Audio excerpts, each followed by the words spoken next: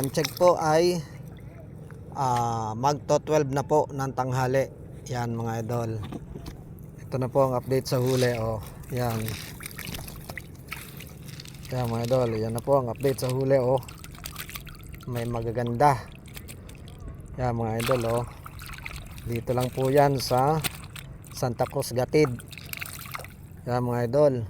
Kami po naman ay pauwi na. Shoutout po sa inyo lahat. Shoutout ka River Fishing.